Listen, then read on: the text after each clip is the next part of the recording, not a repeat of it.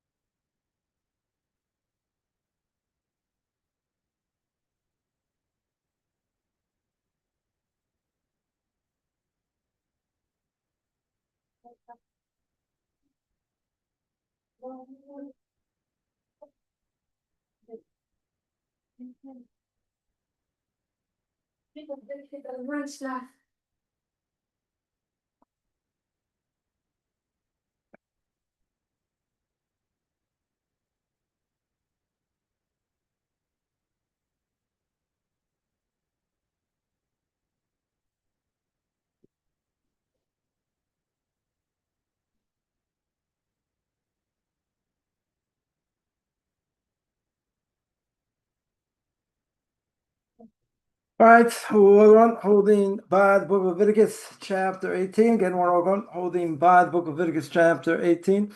Spoke last week again. The Torah says, by the Bereshit Moshe Lemor. Torah says, God spoke to Moshe, saying, "The Bereshit Bnei Israel v'Marta Aleim Ani Hashem Elokeichem." Speak to the Jewish people, tell them, I am the Lord your God. And says Rashi over here. Rashi says, as we mentioned before, you spoke on Mount Sinai, I am the Lord your God. Kingship you accepted, accept my decrees. Says Rabbi Yehuda Nossi, Rabbi Judah the Prince, who organized the Mishnah, was manifested known to him on that day, in the days of Ezra. They would ultimately revolt against restricting sexual relations, which is what this whole chapter is all about. Therefore, he came to them with a decree, emphasized by the words, I am the Lord your God. Understand well who is that imposes that decree upon you. The judge, whose function is to punish, but again, who's certain to give reward. So we see that God rewards, God punishes, right? Torah makes that very clear. We say that in the second paragraph of the Shema that we say every day. Then if we do the right thing, we'll have rain, we'll have food, everything will be good. If not, then we get punished. So whatever, that's very clear. So we're in the middle of this Or Chaim HaKadosh, a blessed memory, more than 100 years ago. So he said, we spoke last week, that fact that Jews are at non-Jews, let's say better, non-Jews at a disadvantage, with their evil inclination, because essentially they don't have same aspects of the soul as a Jew does, right? But even so, the Jew with Torah has the ability to overcome, right? Has the ability to overcome the evil inclination. Now, obviously not so easy. Gemara says you need God's help, right? 100%. 100%, you need God's help in the process, right? Even with the evil inclination, sorry, even with Torah, the Chofetz Chaim says in Tudris Heart that a person is at tremendous disadvantage, right? Person at a huge disadvantage because every second, once a child is born, wants physical things, wants physical pleasure, and then he says, and that's because person comes from the dust of the four corners of the earth. The soul comes from the spiritual world. So even though it comes from the spiritual world, the Ramchal and Derech Hashem, in the way of God, says really the soul should destroy the body, but the soul gets trapped. The only way the soul can shine at any level in this world is by keeping Torah and mitzvahs. But at the end of the day, we're still at a tremendous disadvantage. Nonetheless, Torah has the ability, even a little bit of Torah can push away a lot of darkness. So the Or Chaim HaKadosh over here said that we have that ability, to overcome, because a Jew is going to be, very much attached to God, and he'll be able to overcome his nature. Meaning, right? We'll take a simple explanation, and that would be that non-Jews don't. Right? Non-Jews are kind of stuck. even if they keep the Noahide laws, they certainly don't have as many mitzvahs, right, as Jews do, right? That's for sure. So they're going to be at a disadvantage. They're never going to be at a disadvantage. But a Jew with Torah has that ability. A non-Jew can overcome, can work hard, try and overcome, the evil inclination. They're going to have much more difficulty. But in any case, they have less to do, less to sin, in general.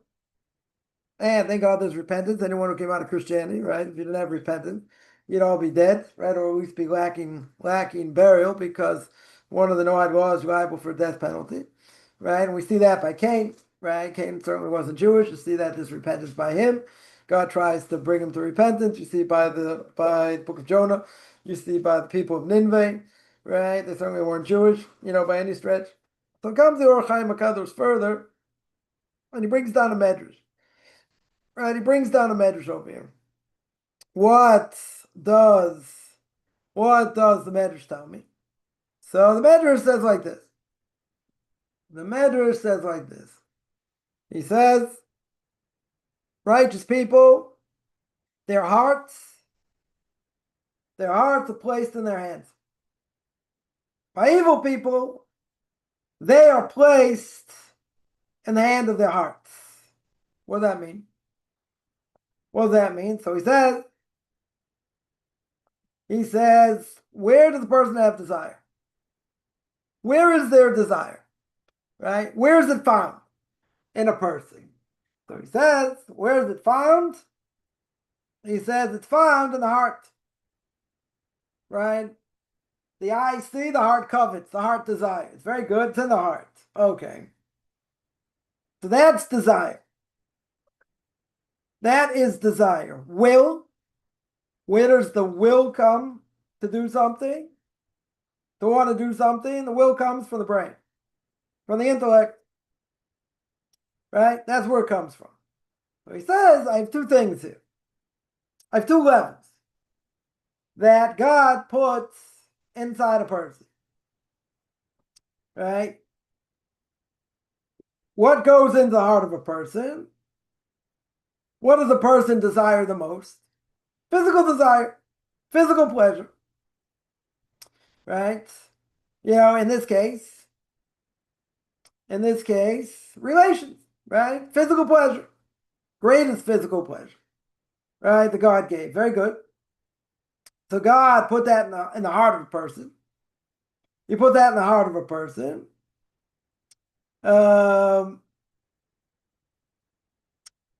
But even though God put it inside the heart, nonetheless, the ratzon, as he calls it, the will, which is in the brain, which we'll call the intellect, right? Which we will call the intellect, right?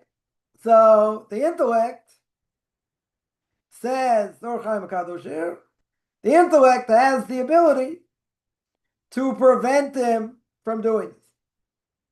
Not only that, if he's prevented from doing it, he won't get punished. Right? Also for this desire. So what do I have? I have two things. I have the hearts, right? I have the heart over here. The heart desires, the heart wants. But I have the intellect, the brain, so to speak, to fight against it. Now, what's the obvious problem? What is the obvious problem? The mind's going to tell me to do one thing. Even though the mind, let's say, the intellect knows what the right thing to do is. And the heart says, you know what? Not interested. I want to give in to my evil inclination. That's what I want to do. I want to give in. So I have the mind telling me one thing. I have the heart telling me something else. So the fire of the heart, passion, so to speak, is in the heart. Very good. And the heart will direct me what to do. For better or for worse. Except, what do I have? I have something stopping it. I have something that has the potential the potential to stop it. What's that? The intellect, the mind. But you can tell me, isn't there a disconnect? Isn't there a disconnect between the mind and the heart? There's a disconnect. Because we would always say, even if I know what to do, and even if I know what the right thing to do is, does that mean we always do it? Does that mean we come close to always doing it? Answer is probably no. We go up and down. Sometimes it's better, sometimes it's not. But guess what? We have an ability to overcome it. We have an ability to stop it. So he says the heart wants to do all these things, very good. The mind, the intellect can prevent it, from doing it and not getting punished. But he says you find that by people in general, what do they do? What do they do when they don't want to eat? Let's say they're overweight, forget about exercise. What do they do? Right? What do they do in general? If they don't want to eat, they fast.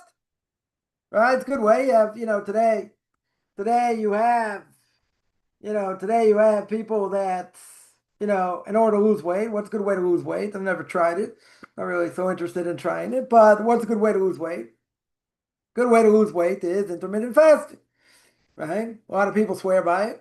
Some do it for 10 hours, some do it for 15 hours, some do it for 2 days. They only drink water, whatever. Some people, that's the only way they lose weight. Okay. So he says, but you find by people that are going to accept upon themselves to fast.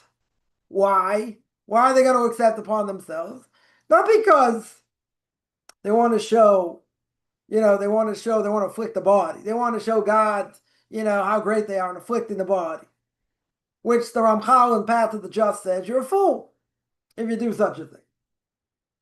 Yeah, he says some people in my language, you would say, are they're gonna show how righteous they are. They're gonna run outside when it's 25 below zero, right? And they're gonna wear a tank top and shorts and run around in the snow. That's gonna show how righteous they are. They're gonna afflict the body. Very good. Comes around the Ramchal and says, I disagree. He says that's not a way. He said you think you're gonna reach a high spiritual level by doing so. He said you're a fool. Said fools afflict the body like that. We don't afflict the body. But he says, what would a person want to do? They want to curb eating. They don't want to eat. Because if they eat, they know they're going to eat too much. They know they eat too much, they're going to be overweight. It's a whole vicious cycle. Very good. So what are they going to do? They'll fast. But again, this is not for righteous reasons here. Right? We don't fast today. There are people, I've come in contact with a number of people who said, yeah, I'm going to fast. I'm going to think about this. I'm going to ponder this. I'm going to fast. You don't fast today. The only time you fast is when you're obligated to fast. Yeah, there are 2 Torah obligations to fast, and the others are rabbinical. What are the 2 Torah obligations to fast? Yom Kippur and Tisha B'Av, the night of the fast of Av, right? Bring that down from the prophets. But the other days, the fast of Gedalia, which is right after Rosh Hashanah, 10th of Teves, right? 10th of Teves, 13th of Adar, which is the fast of Esther, and 17th of Tammuz, coming up in about 2.5, 3 weeks. Yeah, those are the minor fast days. Yeah, the major fast days. The minor fast days you fast from sun up to sundown. Only by the fast of 9th of Av. Only by Yom Kippur. Only by Yom Kippur. What happens? It's sundown to sundown. Yeah, so it's a longer fast. Those are Torah obligations. The others are rabbinic. Right? The others are rabbinic, but it's only the rabbinic ones are sun up to sundown. Right? So you get up in the middle of the night, you could eat, you could drink, whatever until about, let's say, an hour before sunup. Let's say something like that. So anyway, he says, what's the person going to do? Person, in order to fast, in order to curb their hunger, they don't want to eat. They don't want to be overweight. So what are they going to do? They'll fast. Right? They go to the other extreme. Here, you're eating too much, very good, or not so good, right? You're eating too much, okay. So what are you going to do over here? You fast. You fast, and that'll be the ratzon, that'll be the will that will prevent you. In other words, in other words, the heart's telling you, go eat, eat whatever you want, eat as much as you want, not a problem. And it will convince you why it's good for you to eat it. Yeah, why it's good to eat more of it, let's say. But what's the will, the ratzon, right? The intellect. What's the intellect going to tell you? Not good for me. Yeah, I'm not necessarily talking about foods that are unhealthy, right? Plenty of food's unhealthy, right? I don't think anyone disagrees. Plenty of food is unhealthy. Very good. We're talking about eating things, even if they're healthy, eat too much of it, right? Like, like the Ramban in Leviticus chapter 19, right? We'll get there. I don't know when. We'll get there one day. And the Ramban there says, what does it say? Chapter 19, verse 1. The Torah says, God spoke to the Jewish people saying, El kol adas b'nei Yisrael, ve'emart aleim kedoshim tiyu, ki kadosh ani Hashem Elokei. Right? It says, speak to the group of the Jewish people, gathering the Jewish people, let's say the entire Jewish nation, say to them, you shall be holy, because I'm holy, because I'm the Lord your God. Very good. The God says, I'm the Lord your God, says the Ramban. The Ramban over there says that what does it mean to be holy? It means you're allowed to eat, you're allowed to drink. Yeah, it doesn't mean you're allowed to be a glutton. It doesn't mean you're allowed to be 50 pounds overweight. It doesn't mean you're allowed to be, an alcoholic, right? It doesn't mean that. You got to eat things within reason. So again, what's going on? You're being convinced, right? You're being convinced to eat it. Again, forget about not being healthy. We're not even talking about that. It can be very healthy. Yeah? So the heart's telling you eat more, right? Fulfill that desire. Just do it. Not a problem. And the intellect is telling you, not a good thing. Right? I have to eat it within moderation. You don't want to look like, an Oompa Loompa, right? Um, a reference to Wizard of Oz. Anyone's ever seen the Wizard of Oz? I'm sure most people have seen the Wizard of Oz. Yeah? You don't want to be an Oompa Loompa. You don't want to be fat kids or whatever, right? These fat beings, 150 pounds, overweight or whatever it is, right? You don't want to be an Oompa Loompa, right? So what do? So you get a diet, right? You get, eat what's healthy. Don't snack. Don't eat between meals, right? And do all these things, you'll be able to lose weight. Very good. But what's the problem? The heart's telling you, trying to convince you. The mind's telling you it's not a good thing. Who's going to win? Depends. If the mind's able to overcome, if the intellect, right, is able to overcome the heart, and the intellect's going to tell the heart, just shut up, I'm not going to eat it. Because the more I eat, the more I'm going to look like an Oompa Loompa. Nobody wants to look like an Oompa Loompa, I don't think. Yeah, maybe I'm wrong, but I don't think most people want to be an Oompa Loompa. Right? They don't want to be, 150 pounds overweight. So very good. So the intellect will win. Right? The intellect will be successful. And convince the heart's not a good thing. Now, what happens? You have this real desire, and the intellect is telling you it's not good for you. It's totally, let's say totally unhealthy. It's going to affect you in a negative way, right? And what's the heart going to say? Nah, don't worry. Leave me alone. Go eat kugel. I'm going to enjoy. I'm going to enjoy this. And then you regret it later. Okay. So it depends. If the intellect is stronger, it'll prevent you from doing it. If the heart at this point is stronger, again, one offsets the other. Sometimes the heart's stronger, you lose out. Sometimes the intellect is stronger, you won't get punished, right? You'll prevent yourself from doing it. Very good. But, is the intellect always going to win? I don't think so.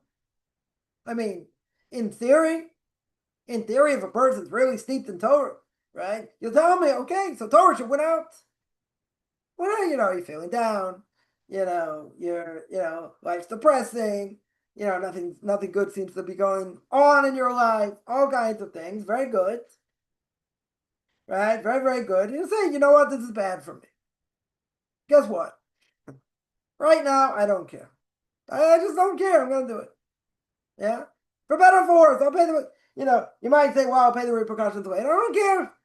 That's the way you feel, and that's exactly what the evil inclination wants. The evil inclination wants a sledgehammer approach. The evil inclination wants to say, "See, it's just too hard. See, other people are doing better. They're not even keeping Torah mitzvahs." The evil inclination will come with 1.5 million reasons to convince you why you need to do what you need to do. And he's very good at what he does. Doesn't need me to agree. Yeah. So a person who doesn't, feel like fighting against, their desires. They don't have any interest fighting against their desires. Okay? So what are they going to do? They'll give up. At this point, they'll give up. I'm not saying totally, but they're going to give in. Right? They'll give in and they'll say, "Oh, I can't believe I did it. I can't believe I fell. This and that. They feel like a piece of dirt." They'll pick themselves up. Maybe they'll fall again. But at some point, they're going to say, "Okay, enough. I've had enough of this. I got to figure out a way to beat the evil inclination." Now, even if you do, the evil inclination doesn't stop. It keeps coming with different things. Okay. But even as the Gemara says, when does the person sin? When enters him a foolish thought. A foolish thought, a stupid thought. Now, if you look in the bigger scheme of things, and you understand that we are an infinitesimally small speck of cosmic dust, right? You live in a town, a city, a state, a country, right? Continent, we're getting smaller, right? Planet, getting smaller. Galaxy, we're getting smaller. So you think, who cares what I do? What does it matter what I do? Yeah? The Rambam says the laws of repentance, every town, every city, every state, every country has a balance. Right? It's either good things going on or bad things going on. Right? Or both. You can have both. Right? So you have a scale in every single place. Sometimes the scale goes down on the side of goods. Sometimes the scale goes down on the side of bads. Right? The scale is always going up and down. And the Rambam says, so what I do right now has the ability to tilt the scale for good. Not for bad, for good. Now, at some point, God sees what's going on. If the scale is on the side of bad for however long, right? For however long, we don't know. If it's on the scale, if it's on the side of bad, at some point God can say, okay, not enough people are doing good things here. I've had enough. I'm going to punish them. Now, what's he going to do? He can make, quote unquote, a natural disaster. Yeah, we don't believe in natural disaster. Everything comes from God. Right? So he takes the Atlantic Ocean, let's say, nice big wind, earthquake, right? Makes a tsunami, destroys half Southeast Asia, puts Atlas back on the map, right? No pun intended. Destroy, cities, towns, whatever. Why did he decide to do that? Because he's tired. He's tired of the punishment. Say, oh, what about, families wiped out, houses wiped out, all these things. Yeah, so you tell me, okay, kids die, let's say, such a thing, in a tsunami, let's say, earthquake, whatever it is. Why do kids die? In general. So it can't be for sin. We mentioned this many times. Cannot be for sin because they're not liable. Jew or non-Jew, they're not liable. Right, at this point. Why not? When is the person liable? They're only liable when they hit the age of bar mitzvah, right? 13 a day for a boy, 12 a day for a girl, up to the age of 20. So there has to be something going on. Something else going on. So it has to be with their soul. A person is made up of body and soul. We mentioned this many times. So it must be the soul's coming back, what we're going to call reincarnation. The soul's going to come back and it's going to be paid back for whatever it needs, whatever it needs to be fixed up, etc. Right? So that we mentioned. Right? So that we mentioned many times. Now, problem is, people seeing it, they'll say, this is cruel. This is a total act of cruelty. If God is all good, which we believe, if God is all good, then why do these things happen? Good question. Right? Yeah, it's like this troll trolling me, saying, well, everybody's innocent. Well, it's not true. Right? Again, if Christianity would be true, I'd be the first one to sign up. You don't have to take any responsibility for your actions. Where do you see that in the Torah at all? It's like, no, it's a hint, and JCK, and a this, and a that, and everyone, ate the same hallucinogenic mushroom, and everyone's brainwashed, everyone's brain dead. For goodness sakes, where do you see in the Torah it says that? Yeah, they'll turn it into a pretzel and say, this is really what it means. You don't know what it means. The rabbis don't know. But who's innocent? I spoke about this in my Q&A, whatever, a few weeks ago. Who's innocent? Ecclesiastes, right? Who's Ecclesiastes? King Solomon, wisest of all men. What does King Solomon himself say? No one's been in this world who hasn't sinned. But the Gemara says only a handful of people that lived in the world that didn't sin. A handful. So those are the exceptions. Everyone else at some level sins. Right? Everybody. So what are you gonna do? You don't hold Ecclesiastes? You're gonna tell me Webster's 8th definition of what Ecclesiastes says? And what King Solomon says? I don't think so. Well, what do you see in the Torah? You're innocent. If you do something by accident, it's one thing. Right? You do it on purpose, it's another thing. But who's guiltless? Who in the world is guiltless? Nobody. Again, if I would drink the Kool-Aid, I don't know if people still drink Kool-Aid, probably kill you anyway, right? But if you would drink the Kool-Aid, it would be a great thing. It'd be a huge thing. I'd sign up in a minute. I'd forget everything I'm doing. I'd sign up in a second if that would be the truth. If that would absolutely be the truth. But it doesn't make any sense according to what the Torah says. The Torah says you do the right thing, good, you do the wrong thing. There's problems. There's payback. Who's innocent? If you did something by accident, okay. That means everybody's innocent for every last thing they did? Makes no sense. Logically. All right. So I have a fight here, a major fight, and it's going to happen till a person dies, between the intellect, between the soul, and the physical body. Physical body has the advantage, tremendous advantage. Close of Bible says in Shavuot Elohim, right? He brings down over there in the gate of serving God. He makes very clear when a baby's born, for the second a baby's born, what does it want? Physical pleasure. All it wants is physical pleasure. When it gets older, all it wants is physical pleasure. And the body comes from the dust, the four corners of the earth. Very good. So all it wants is pleasure. It's what the body wants. Soul comes from the spiritual world. Comes along the soul, trapped in the body. Soul, as we said before, tremendous disadvantage. Tremendous disadvantage. But the Book of Leviticus says, I got Torah. Very good. Torah has the ability to wipe it out. Torah has the, or let's say better, to weaken it. But again, I'm going to have this conflict. Right? So comes along. Comes Or Chaim HaKadosh over here. Right? Comes Or Chaim HaKadosh over here. And what does he say? He says like this. He says,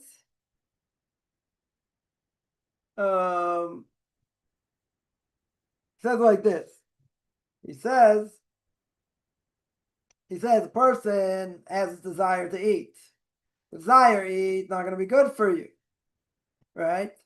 Why is it not going to be good for you? Because you're overweight. So what do? I got the fight between the heart. The heart's going to tell you, eat the heart's content. What's the problem? The mind's going to tell you don't do it because you're not going to feel good. You're going to look like an Oompa Loompa. It's not going to be good. Right? It's really not going to be good. So what does the person decide? How am I going to overcome my desire for food? What am I going to do? I'm going to fast. That'll take me out of the problem. Right? That'll take me out of the problem. I'm going to fast. And then I use the intellect. I use my intellect to overcome and prevent me from going according to my base desires. Good. Right? That's what you do.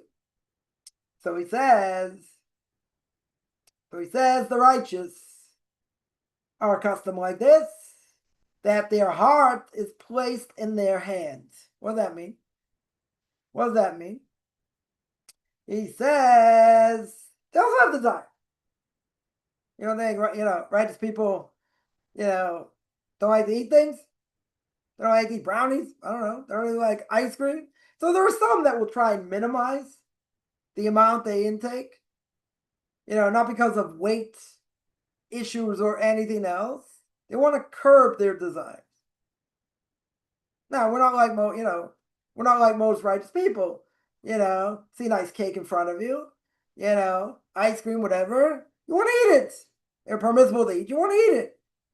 Doesn't matter how many calories, it's unhealthy. Okay, so you watch your calories, this and that. I have to deny myself the pleasure? Why? Right? The righteous people will deny themselves the pleasure or minimize the pleasure because they don't want to get too much benefit in this world. They don't want to go, too far the other way.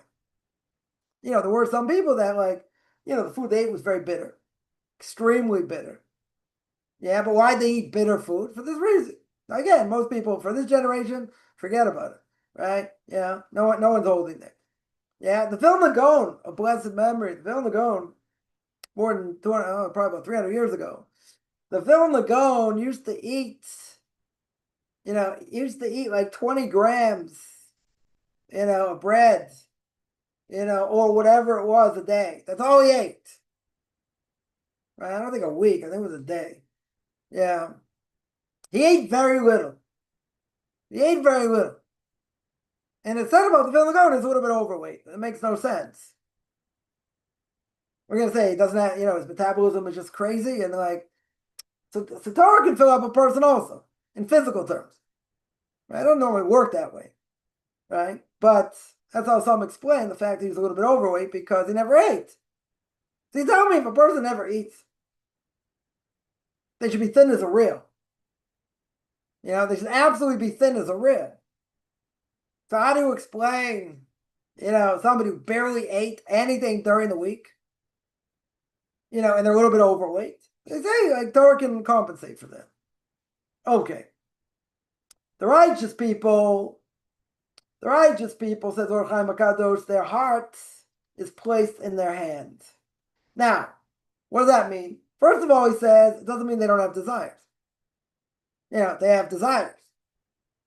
I remember I was at a bar mitzvah of a grandson, my Rebbe once, and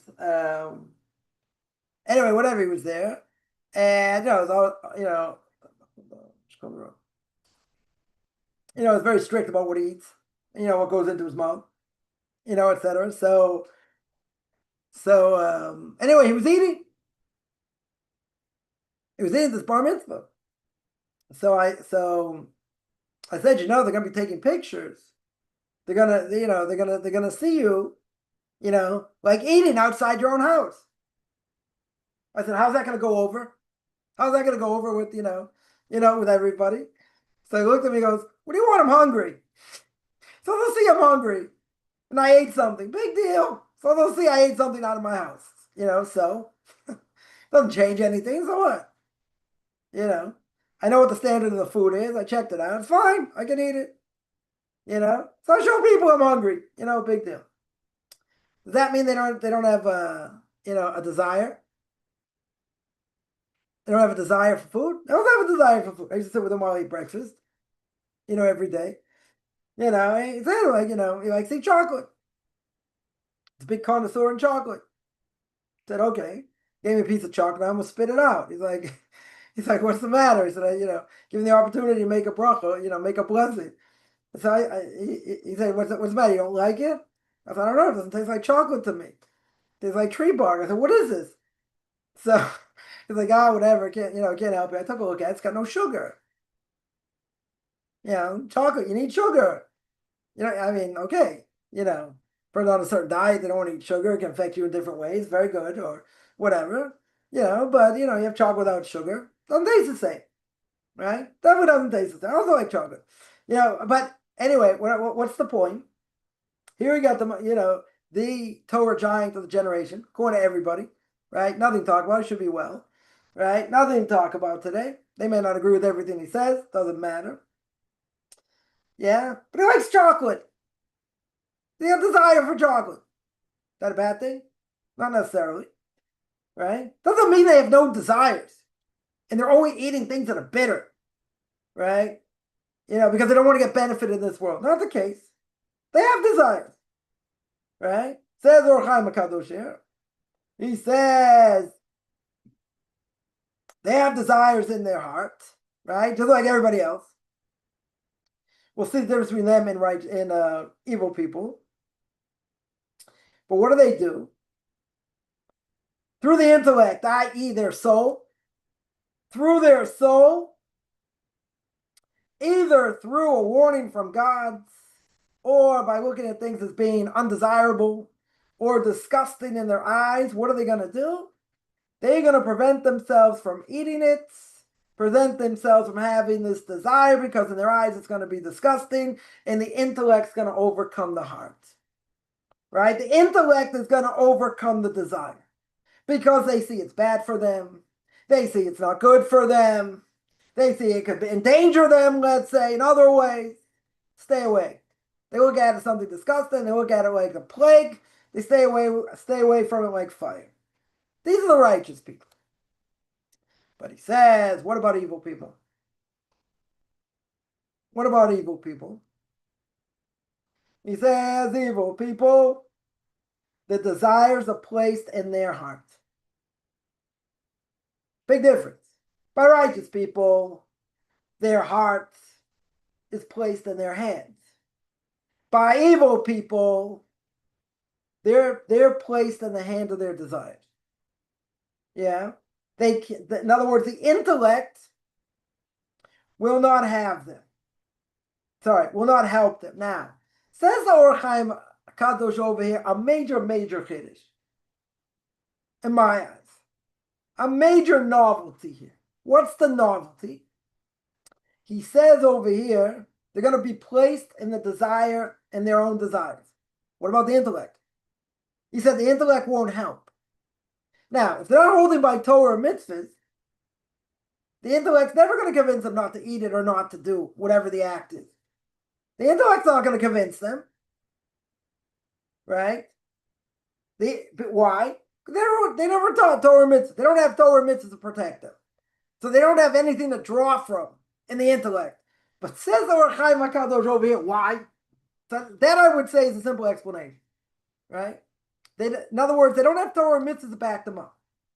So therefore, their intellect is weaker, much weaker, and their desire will overcome them. But he takes it a step further. He goes, why don't they have the intellect to protect them? He says, why are they not prevented from their intellect? He says, either they don't have a soul. That's the chiddush. That's the novelty. They don't have a soul, or it's already so blemished. It's already so blemished that the heart's overcome it. Yeah? Let's analyze this for a second. If you don't have a soul, yeah? I mean, I had to read this like a whole bunch of times. You know, what do you mean you don't have a soul? If you don't, everybody has a soul, right? Even non-Jews. Even non-Jews have souls, right? They're not the same soul makeup as a Jew, okay. But everyone's got a soul, very good. What happens when you don't have a soul? You die, right? We'll make it very clear. You die. There'll be nothing left of you. Be in the ground. Finished. Worms going to be eating you up, right? We'll make this very graphic. Worms going to be eating you up. Very good. What do you mean you have no soul? Yeah. He didn't say it's as if you have no soul. That's how I could explain it. In other words, you buried your soul with garbage, right? As cousin of my wife once told somebody, said, you're so immoral.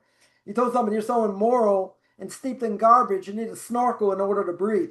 Right? That's how much garbage this person was steeped in. Eventually, this person, because the person said it, thought about it, and eventually became an Orthodox Jew, which is kind of mind-boggling. But, okay.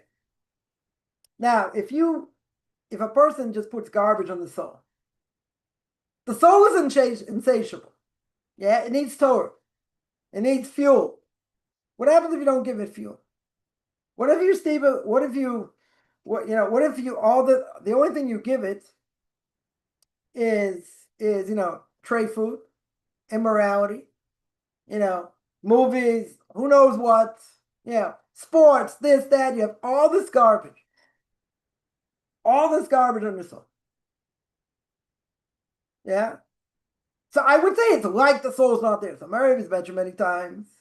Someone is liable for getting spiritually cut off. He does great Shabbos on purpose. It's death penalty, and you get spiritually cut off for a Jew. Now, the other things you can get spiritually cut off for, let's say you ate 11 product on Passover. You can also, if you did it on purpose, you didn't repent. You also got spiritually cut off. I've spoken about this before. There are 36 of these things you can get spiritually cut off for. Now, spiritually cut off means, what it means a number of things. One, either you die young, or God forbid, a child dies young. And dying young means before the age of 60. For some people, when they hit the age of 60, they make a l'chaim. Why they make a l'chaim? Because they see they're not liable for getting spiritually cut off. Yeah. Now again, a person can die younger for any number of reasons, but this is what it means to be spiritually cut off. So it says, Moriva Rebbe, Arav going to Moshe should be well. He says like this. He says, if you see somebody that lives till 70, 80, 90, you see people can live long lives. Now, if they're steeped not in Torah mitzvahs, right? Doesn't matter what they know, what they don't know. I don't care what they don't know. Yeah, ignorance is not bliss in some things. Yeah, so let's say, they're intermarried, they don't keep kosher, they just great Shabbos, they do all these terrible things. Why are they still alive? They're liable to be spiritually cut off for whatever they've done. Whatever it is you're going to get for being spiritually cut off. Why aren't they dead? They should be dead. Why are they still alive? So my Rebbe would say, look how they live their lives. Yeah, they live like an animal, they die like an animal, right? So they have a stance of an animal. It's as if they're already dead. They're only lacking burial. Yeah? It's like people would ask, what's the most important question a person may ever ask in their lifetime? As Kaufman would say, you put ketchup, mustard, or relish on your hot dog. That's where they're holding. They're talking about serious things. Some people are very, very shallow, let's say.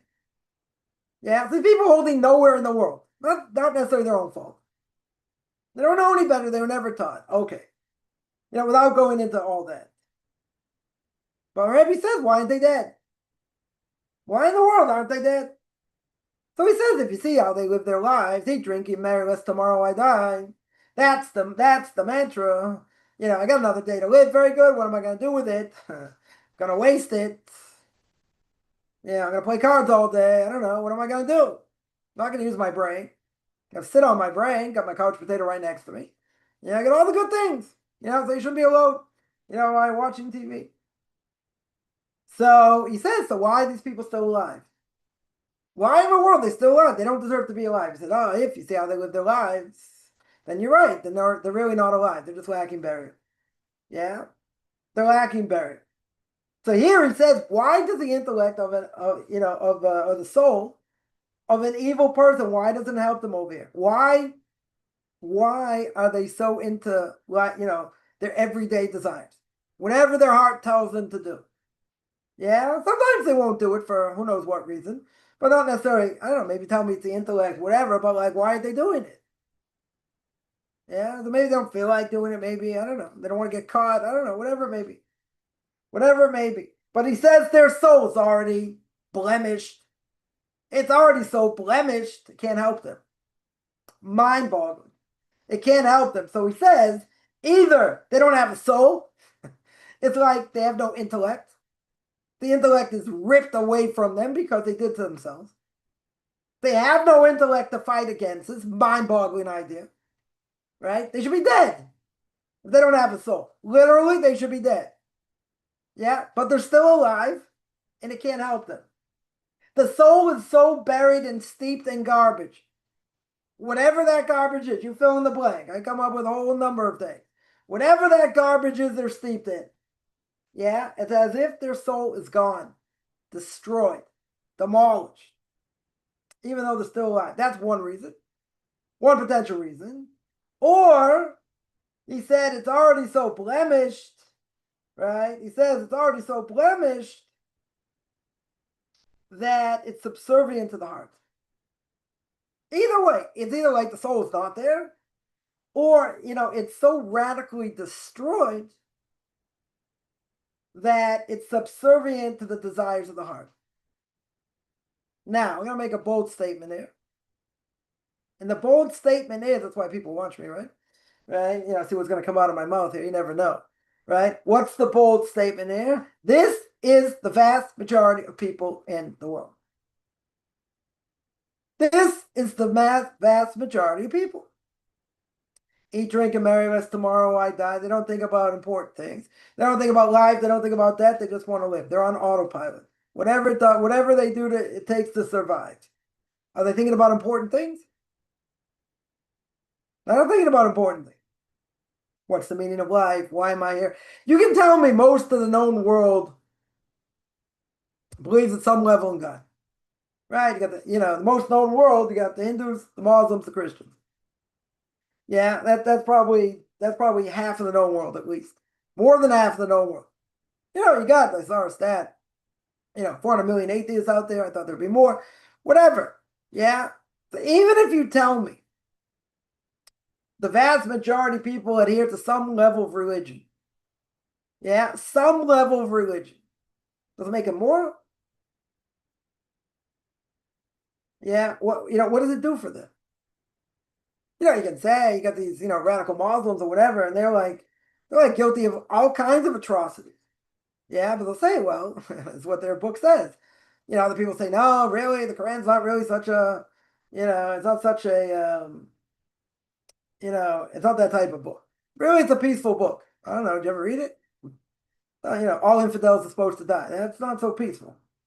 My way, the highway. Yeah, Christianity no better.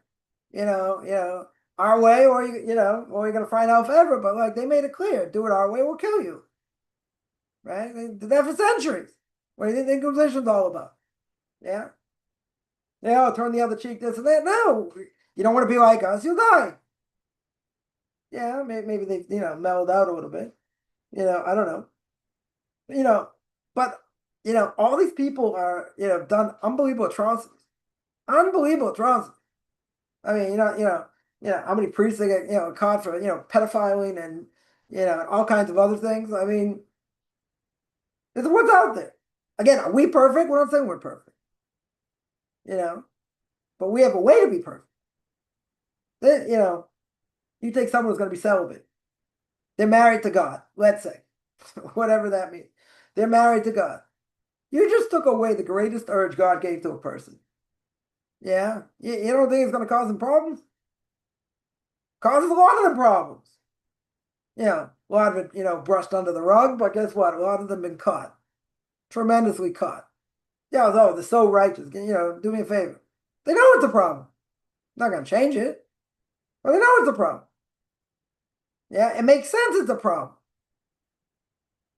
It's like saying, like saying, okay, I gave you the greatest urge. Now, that greatest urge, you can't act on it, you can't do anything with it, you got to break it. You got to break it because you're married to God. Who in the world is on that level? Who's on that level to do that? Moshe Rabbeinu separated from his wife exactly for that reason. Because he couldn't be with his wife when he's talking to God at the same time. I'm not saying the exact same time. Why? Because he felt he just wasn't part of this world anymore. Okay, Moshe Rabbeinu was a different issue. It's a different issue.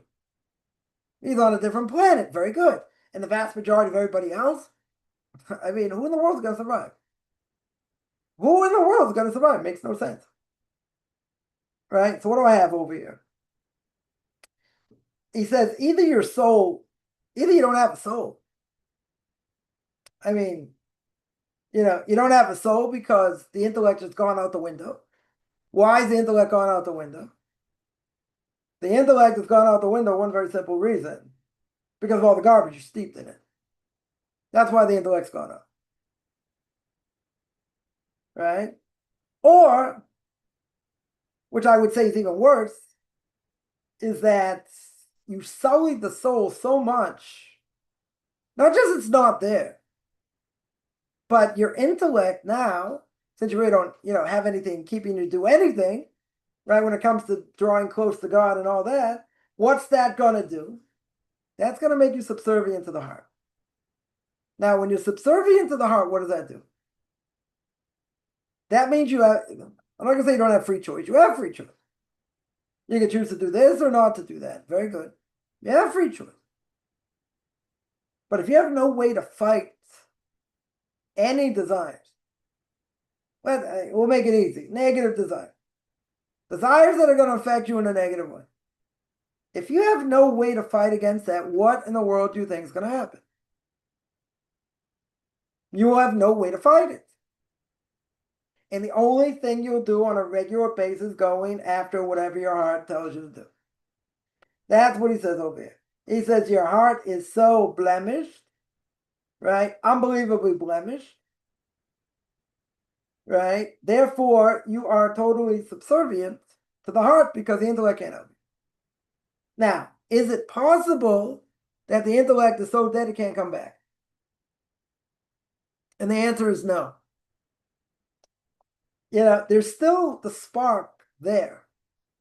That spark can get ignited somehow, somewhere. Yeah. For that spark to once that spark gets lit, it can push away a lot of the darkness.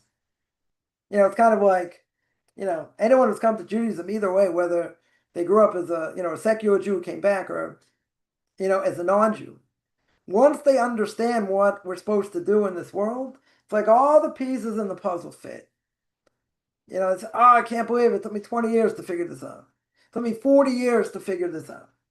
Yeah, okay. Right? To go back and say, wow, what a waste of life, this and that. Okay, right? But at the same time, use what you have now. Forget about the past. Use your knowledge now. Once you use your knowledge now, it's a different issue. We can get stuck in the past, okay. But now you see how everything fits. I remember, when I was learning about the conservative movement. So they have a class there. It's called biblical criticism. Right? It's one of the classes you have to take. So their claim is either it makes you Orthodox or an atheist. Meaning, they'll tell you at the very beginning, the Torah is very holy. They'll tell you at the very end, the Torah is very holy. And then anywhere in between, they're comparing the Torah to Hammurabi's code. So they're comparing it to all kinds of things. What do you call it? Style, by style, way it's written, all these different things. But I remember like one day, I have to sleep in class. This quote unquote rabbi gets up and he goes, if Abraham didn't exist, let's say, throw out this theoretical question. If Abraham didn't exist, would that stop you from putting on tefillin, phylacteries, whatever you want to call them? Don't have to sleep. He didn't exist. He didn't exist. Like, what are the ramifications? So after that, I go to lunch. I go to eat lunch. Guy's like, all right, what do you want? You want cutlet, you want spaghetti? All of a sudden, like an anvil just hit me on the head. I'm like, what do you mean Abraham didn't exist? It's like, what kind of question is that? So I started like, having this like, philosophical outburst, spiritual outburst. So, I found my professor. He's like, I got office hours to speak about it. Show me different things to offset what he said or whatever. But I mean, I have a lot more knowledge now, right? If Abraham didn't exist, let's just break this down. The Torah says he's the father of all nations. Very good. Let's, for argument's sake, he didn't exist, right? If he didn't exist, I don't have Isaac. I don't have Jacob. I don't have the Jewish people. Sounds like a very silly argument. Yeah. Because they're believing beyond the shadow of a doubt, which is kind of silly, but they're believing beyond the shadow of a doubt that the Torah was written by 4 authors and a redactor, right? All of academia holds this, called the documentary hypothesis, right? 4 authors and a redactor. Now, obviously, it's not what the Torah says. Yeah, and different ways to refute it doesn't really matter, right? Because whatever, it doesn't matter, right? They have this theory. They have this theory that it was written by 4 men and a redactor. Okay. Now, even if you're going to tell me that, even if you're going to tell me that, why would that obligate me to do anything? The first of the principles of the 13 principles of faith of Maimonides is God's absolute, and that God doesn't change. Yeah, that God doesn't change. So if God doesn't change, and that's what they say, the third movement will say, well, you got to change with the times. I don't know. God's absolute, it doesn't change.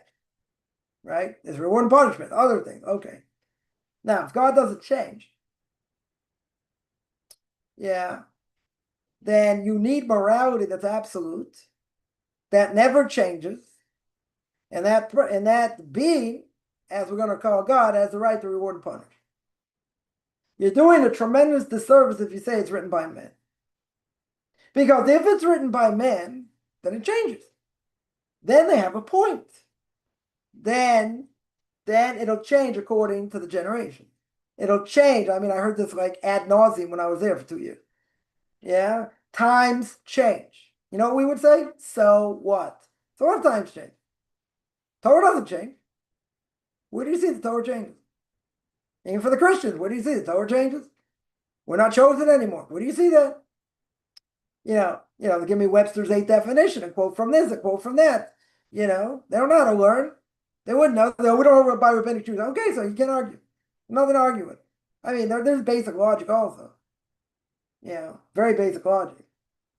As Book of Numbers says, God can't be a man. I don't know what they do with that one. Right, kind of problematic. But in either case, if you're telling me in general that it's written by man, that means it changes. And it changes according to what man thinks. Generation after generation. What used to be, my parents' generation, let's say more than 80 years ago, that would be like, you couldn't even imagine, what it was. Today becomes a myth. Weren't there gay people 70 years ago? Yeah. Was it very hush-hush? Yeah. Was it brushed under the table? Yeah. Nothing like it is today. You got to be more open-minded till your brains fall on the floor. Right? So everyone's going to, they say, but nothing's really changed. What going on in Greece back in the day? Fighting naked in the gymnasium. Like, okay, you want to say things have like radically changed? There were things that weren't known. That were, were pushed under the table. Very good. Now it's all in the open. Maybe it hasn't changed so much. Right? But it's gone off the rails. Totally gone off the rails. Now, so if you tell me, that's written by man, for some reason I believe it was written by God. Okay. So at this point, I said there's a problem here. There's a lot of information I didn't ask. So I came to the conclusion it's one of two things. Either, I have to find out what the right answer is. I have to see how the other side lives, i.e. Orthodox Jews. Right? I have a major problem here. Major philosophical problem. So at that point, I got totally disillusioned. I left, and a friend of mine said, oh, you need to go to yeshiva, whatever. I ended up going to a modern Orthodox religious Zionist yeshiva. I didn't really know anything about it, but he told me that's the place to go. That's where I went. Within the first week, this is why I brought up the point. Within the first 2 weeks, majority of the questions I had were answered just through Torah. Just through Torah. We're learning, I'll tell you how far it goes. We're learning the laws of repentance by the Rambam. Right? A lot of people learn that during the month of Elul. So we got, I think, chapter 5. I think it's chapter 5, chapter 4. Right? I have to go look it up.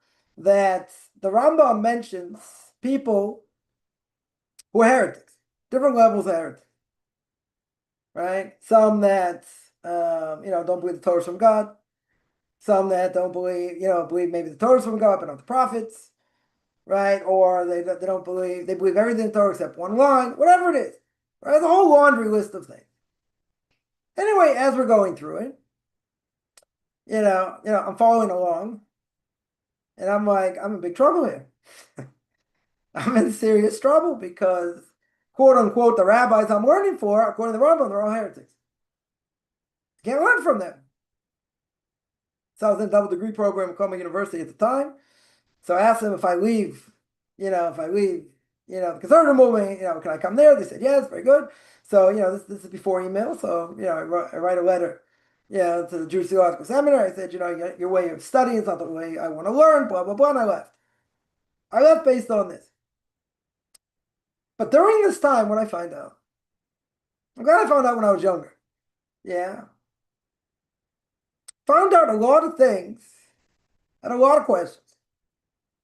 A lot of questions about a lot of things. When I started learning certain things, all the questions went by the wayside. Totally went by the wayside. I said, I wish I would have known this 5 years ago. How old was I at the time? I was 20. I wish I knew when I was a teenager. Because there's so many things I had questions on. I didn't necessarily verbalize it, but so many things didn't make sense to me. I mean, some things I did verbalize, but some things that like I just didn't have answers for. Just answered it up, like instantly. All right, I'll give one example. When I was in high school, so I was all mostly, all top classes. I couldn't understand like when I was in high school with like three Jews, right? Go figure. High school with like 1,000 people. So here, I couldn't understand. You have people, let's say much more intelligent than me, and like they're cruel and they're mean, and some of them do drugs and do other things. Couldn't imagine. Yeah, and I got to college. I thought, I got to university. I thought, oh, it's gonna be different, right? It was more or less the same. Even people more intelligent. So I heard a great rabbi once, give a parable, right? And let's put everything in perspective. If you're in the middle of the ocean, you're on a sailboat, no motor. Yeah, no motor. And you take the rudder and you throw it overboard, right? The rudder is the thing that directs the boat, right? So what happens? You take the rudder, you throw it overboard. Where's the sailboat go? Right? Again, you have no motor. If you had a motor, it'd be easy, but you have no motor. What happens? The sailboat goes in the direction wherever the wind takes it. So now we're going to call that rudder morality, truth. If you don't have an anchor in this world, of truth, or let's say better, absolute truth, then you're lost. And there's nothing to talk about. You're lost. You will go wherever the wind blows. So many people today coming out of the woodworks, right? We use this as an example. We're not going to get into politics, right? So many people coming out of the woodwork, especially from academia, saying from the river to the sea, which they don't know which river or which sea, but you say people coming out of the woodwork to be anti-Semites. No, they were anti-Semites before. Now you tell me, well, now it's more in vogue, so now they're going to jump on the bandwagon with everybody else. Maybe. Yeah, it's mind-boggling. Okay. Some people, predicted this because they've seen the rise, in how much money Qatar gives and, people in, Middle Eastern studies and different, different campuses and whatever, and all that. Okay. But what do you see though? You see beyond the shadow of a doubt that knowledge does not breed morality. Now, where do we see that even more? They say about the Holocaust. The Holocaust. Nazis, may they be brought up, may they rot wherever they are. So you had them who joined the Nazi Party. First of all, Hitler made very clear, right? He made very clear what his goal was. He was always a crackpot, this and that. He comes to power. But who joined the Third Reich at the beginning? Who joined? They were the intellectuals, academics, doctors, lawyers. It was before he came to power. Don't put a gun to their heads. They were the intellectual elite at that time. They were much greater than America at that time. Intellectual. Yeah. So they joined beyond the shadow, they joined and they believed beyond the shadow of a doubt what they were doing was right. Yeah. What he claimed was true. Right? And it was even, it was better to treat a dog, treat a dog better than treat a Jew. Okay. So what do you have over here? You have the intellectual elite, not skinheads of today. You got the intellectual elites. And even America after the war, they hid some of these people so they could pick their brains, no pun intended, for their knowledge. It's all about knowledge. It's either we get them or the Russians get them. So better we get them and we get the knowledge. Okay, right?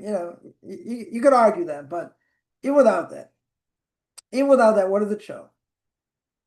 It shows that as intelligent as a person is, if they don't have a moral base, then they're corrupt. They will be corrupt. They're just more intelligent than other people. But they will absolutely be corrupt. Why? Because intelligence does not bear and bring out morality. Right? Someone asked a great rabbi once, would you send your kids to university? Would you send them to college? He said, if I could guarantee they would come out as moral or more moral, and you're talking 25, 30 years ago, more moral, as moral, more moral, they come out, then yeah, I'll send them. Yeah, so it was the case 30 years ago, so it was the case now. Yeah, nothing to talk about. So here you got to need so what's the point, right? I'll take questions. I'm sure there are a lot of questions there, right? What's the point? The point is, if you don't have Torah as your anchor, you are going to be serving into your heart. You're going to be serving into your desires. No matter what you say, I could do this, I could not do this. You don't have a backbone over here. Why don't you have a backbone? Why are you going to get swept away by what society says, one way or the other? Whether you be on the left or the right, doesn't matter. Why are you going to get swept away? Because that's what your heart tells you. Because your intellect is gone. Meaning the soul is gone. Not literally. Right? If the soul was gone, you'd be dead, right? So it can't be literal. But he's telling you the ability to make the right decision and to go in the right path and to be a moral individual, that and all that is only going to come through Torah, right?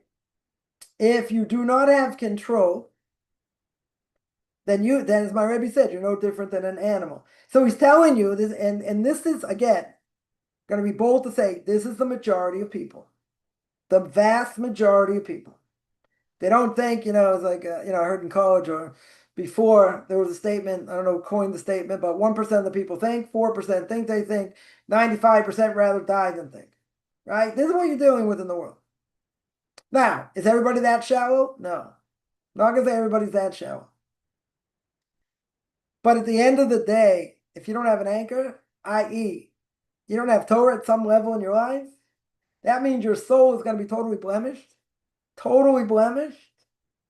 and you are going to be subservient to your heart. You're going to be subservient to your base desires, meaning there's absolutely no way outside of base desires. In other words, you're trapped, right? Non-Jews have it harder because they have less mitzvahs to do, okay, but they can still have the ability to overcome. A Jew who's got all these things to do, how is it possible to overcome if you don't have Torah? If you don't have Torah, you're lost. You're out. But again, the more the soul, the more let's say better, the more the body, the more the body is steeped into garbage, the harder it is to fight. Much, much harder to fight. And that's very simple, right? And that makes a lot of sense because you have no base to fight it. You've given in so much to your evil inclination, to your base desires. What does it do? It takes the soul, and as Or Chaim HaKadosh says here, it's like the soul's gone. You have no intellect. How in the world are you going to fight against it? A person can say, I can fight against it. How are you going to fight it? According to this, you can't fight it. It's impossible. Because you're steeped in utter garbage. There's only one hope. The only hope is you have that spark. Right? A non-Jew will have that spark to want to be a Jew because that spark was Jewish at one point. And the Jew has that spark, what we call the pinteliyid, the spark of the Jew. That no matter how much garbage a person's steeped in, they can still come back. They can absolutely come back. So it's a mind-boggling thing. Because you would say, in spiritual terms, impossible. Literally impossible. Because you don't have a soul.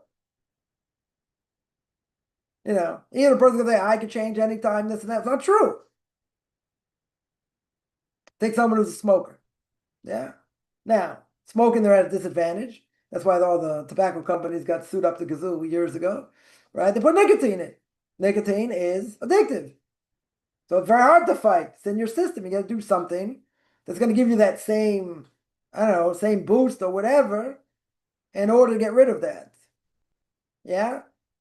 Some people would say, I got the guts to say it, but, they would say, I can change anytime. I can stop anytime. Not true.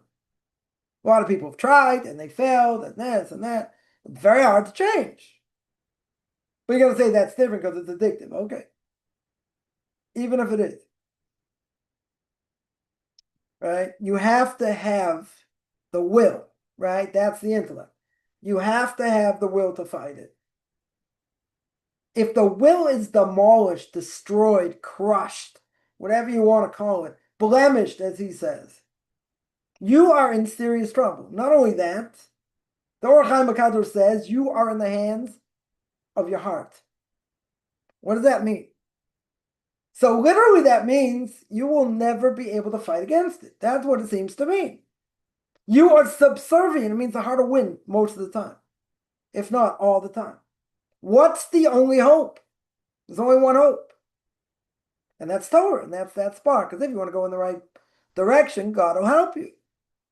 Yeah. Some people never get there because it's so brain dead, right? I remember, when I used to travel the States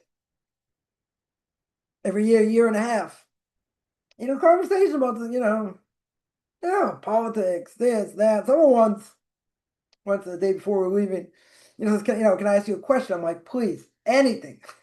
Right, give me something. Come on, what do you have? And you want to ask, as a doctor, whatever.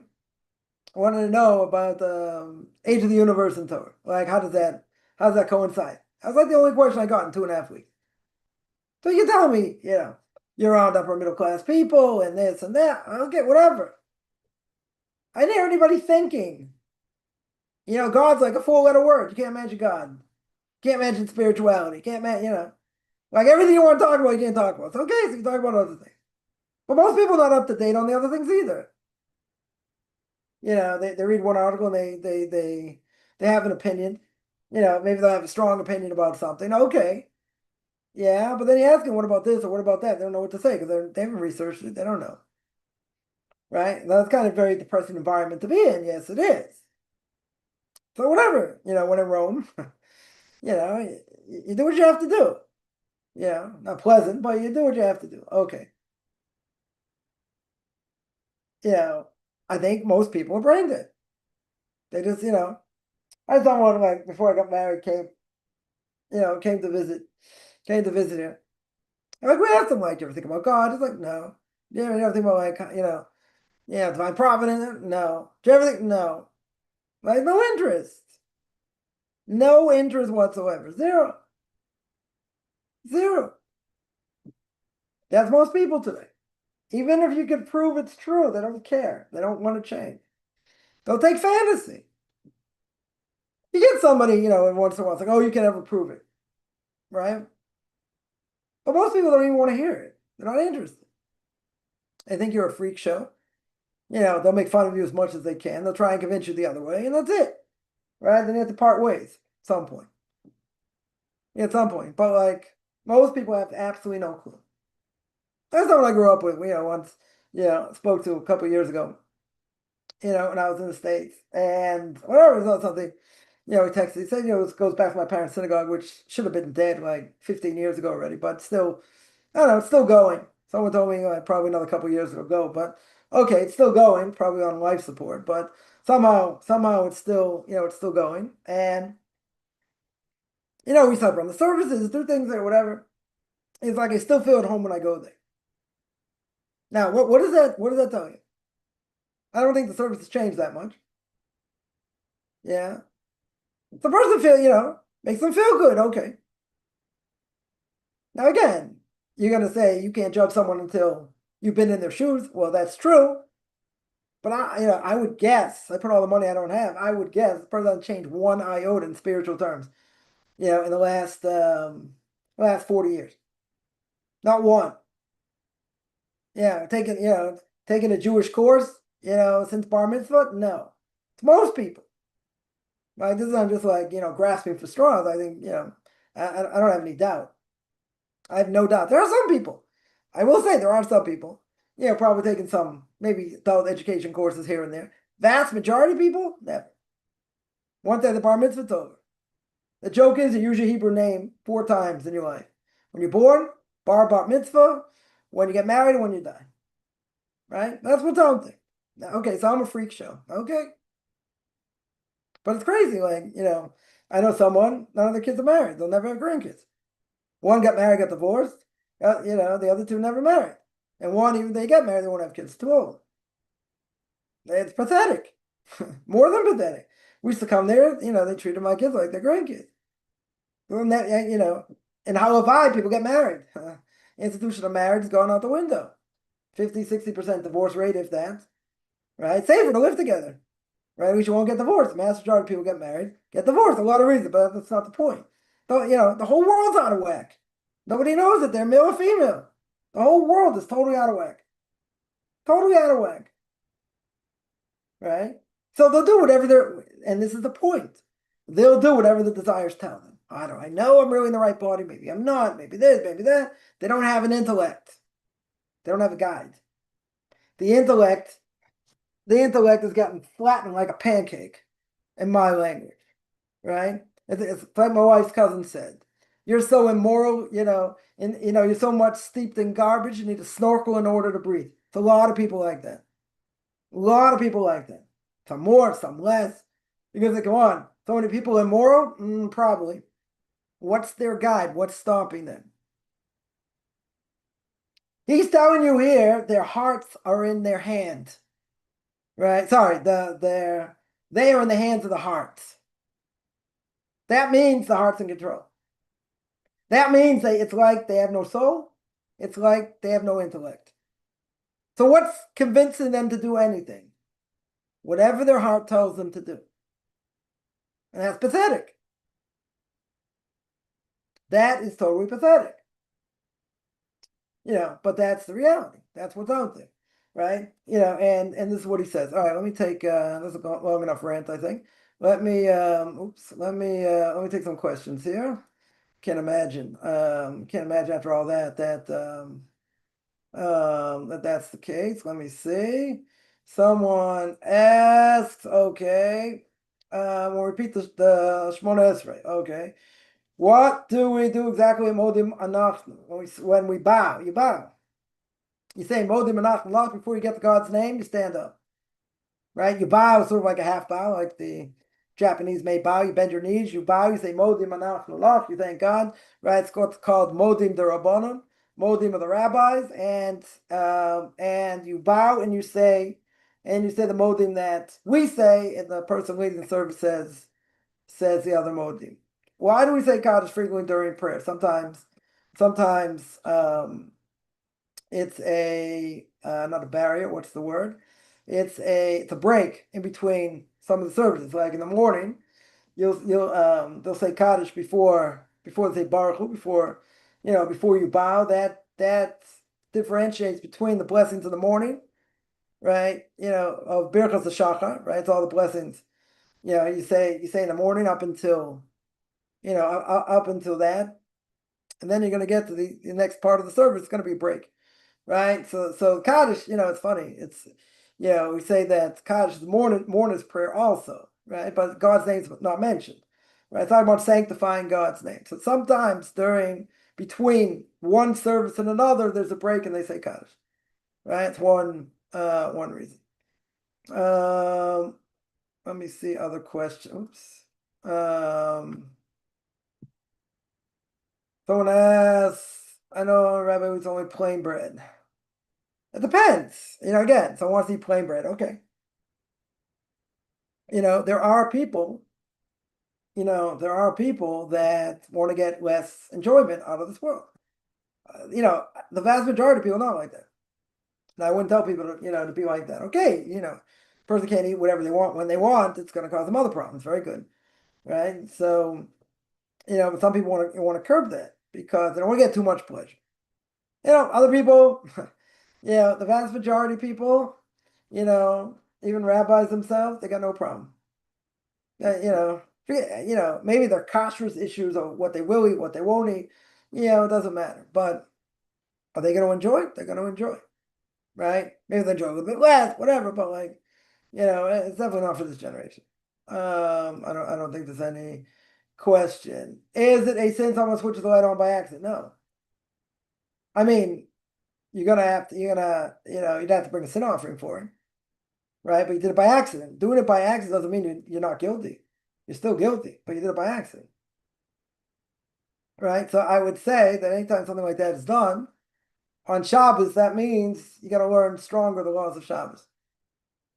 right? Why? Because when you make, even if a person made a mistake doesn't happen by accident. In general, it means the person's lax. And whatever it is, it could be, it could be by kashrus, could be by Shabbos, could be by any number of things. Could be any number of things, right? So a person sins even by accident in that thing, it means they need to be strengthened in that particular thing. Someone asks, how does not Justice Moses doing what he wants? There's only one way. You got to learn Musa, right? You got to learn ethics. You got to understand what I'm doing in the world. The only way to, if a person is totally steeped in their desires, right? And this is the point. If you're totally steeped in your desires, there's only one thing that can potentially take you out of it. I mean, you have prayer also. It's Torah, right? And knowing what I'm doing here and knowing what my purpose is. Because once you understand that, you've already won the game. That's already 97% of the game. Once you understand that, going out and doing it, oh, you're going to say, come on. You look at me like I had 3 heads and you're going to say it's the easiest thing to do. I didn't say it's the easiest thing to do. 90%, 97% of the game is to know what to do. Right? I would even say better. 97% of the game is knowing what the bigger picture is. Going out and doing it and being the best you can be, that's another issue. That's a whole nother thing. Most of the known world as we know it today, again, be very bold for saying this. Maybe YouTube will ban me, I don't know. Doesn't really matter. Right? But at the end of the day, most people are brain dead. They are brain dead. If you want to take I always say, you want to take the pulse of where people are holding the world, go into Walmart. Got a Walmart near you? Go into Walmart, see what people are talking about. Go to Home Depot. Yeah? Just see what they're talking about. You'll see. How many people really, like, during the day, are talking about something that really matters? I mean, really matter. Not just like, what the political thing to say is and what's going on. Like, what really matters? What's the answer? Probably very few. They may be spewing things. Oh, I can't believe he said this. I can't believe they did that. Yeah, I can't believe the other. But practically speaking, brass tacks, practically speaking, where are they holding the world?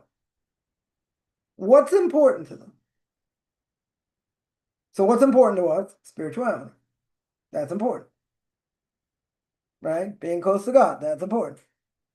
How I get there. That's important. For most people, to take fantasy. Right? They'll absolutely take fantasy. So there's only one way. Right? There's only one way as I see it. Right? Is, you learn Muslim, but you get the bigger picture.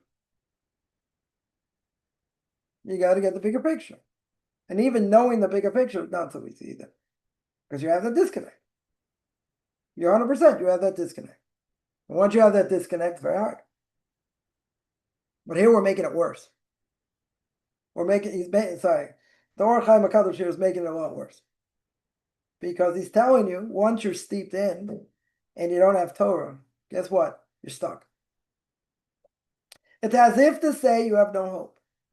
Right? Unless you come to Torah at some level. Because he's telling you your soul is so messed up, is so blemished, it's as if the soul isn't there and you're subservient to the heart. So let me ask you, what is going to stop somebody? I remember a friend of mine was trying to keep kosher for the first time, and they had this desire, to have pepperoni pizza. Like, no, don't give in, this, that. Okay, you end up giving in, this and that. It's too hard a desire, but that means you have no willpower. Why don't you have willpower? Because you don't really believe in it. If you don't really believe in it, do what you want. Even if, quote unquote, you understand the ramifications. Quote unquote. Yeah. That I think is the answer. The person doesn't want, right? Right? If the person does not want to adjust themselves, let's say, they have no interest in adjusting themselves whatsoever. Take a smoker, they'll die smoking. Some people. I know someone like, they were 16, they stopped breathing. That's it. They stopped smoking straight away. Is everybody going to do that? I don't know. Depends how strong your willpower is. You can say, but it's dangerous. You're right. People engage in dangerous behavior. Why? Either it's fun, they don't think they're going to get caught, or it's the thrill. Yeah, but it could cost you. And what's the worst thing? Everyone else around you's doing it. The guy was whatever. Actually, just got a um, lenient jail sentence for something. And he said he got caught up with everybody else, started making some money. Everyone else was doing it, and he got caught. He paid a price. He's going to pay a serious price, right? Still going to pay a serious price, right? How do people get caught up in it? Greed. I was involved in real estate. People, were willing to doctor things to make more money, take more money out of the property. Yeah, that's called fraud, right? No matter how you slice it. It could be mortgage fraud, it could be other things, but it's fraud because you want to make more money. Are people greedy? People are greedy. An Orthodox Jew gets caught for money laundering, right? Someone puts me on the spot and says, why'd he do it? All I said was I was glad he admitted he did something wrong. They're like, oh, you got to tell me why he did it, this and that. So finally, they boxed me in the corner. I said, I don't have to do that. I said, all I said was I'm glad the person admitted he did something wrong. Good. Yeah, I didn't say it was right. I said I'm going to have enough trouble answering for myself. I'm not going to answer for someone else. So I let him answer. Now, those type of questions I never answer, most people know. I could give a very simple spin. Anyone's spin is just as good as mine. Yeah. Why the person money laundered? Because they want to pay taxes. There's a lot of money, right? 50,000, 100,000, whatever it was. Why did he go through different places? So he didn't pay taxes. Right? That's simple explanation. Could be other explanation. I think that's the answer. Yeah? Like we always say, I bet all the money I don't have. That's the answer. They don't want to pay taxes. I have to answer for him? Makes perfect sense. 100% it makes perfect sense. Why give more to Uncle Sam? He's gonna take 30%. He's gonna take 25%. Okay. Would you rather be in jail? No, but you don't want to pay. You want to try and get away with it. Okay. I have to answer for them? Not gonna answer. I think that is the answer, but people do things for greed.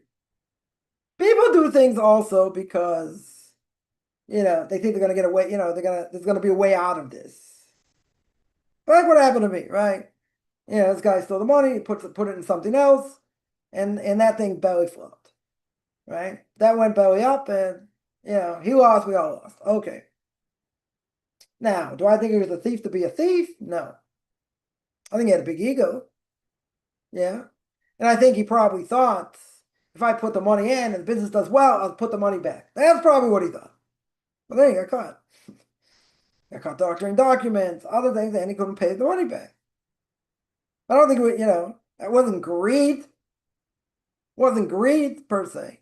But he made a bad calculation. But there are plenty of people out there, they'll screw someone else because they want to make more money. I saw this in real estate all the time. You get someone to sign a non-disclosure. Why do you get them sign a non-disclosure? So they can't go behind your back. So a person will say, and if again, non-disclosure not really worth that much anyway in law, but it brings trust. It's saying that they're not going to mess around behind your back. Right? Doesn't mean they can't or they won't, but it's usually somewhat of a deterrent that you can trust them. Okay. So I had people say, what's the matter? You don't trust me? Not a question of trust. Sign it. Like there wasn't even a discussion. If you sign it, we go forward. If you don't sign it, move on. And they can't do anything without me because they need me for the deal. So like, what do you think? I'm not going to pay you? I don't care. Sign it. Right? I just like a broken record. Sign it or go find someone else.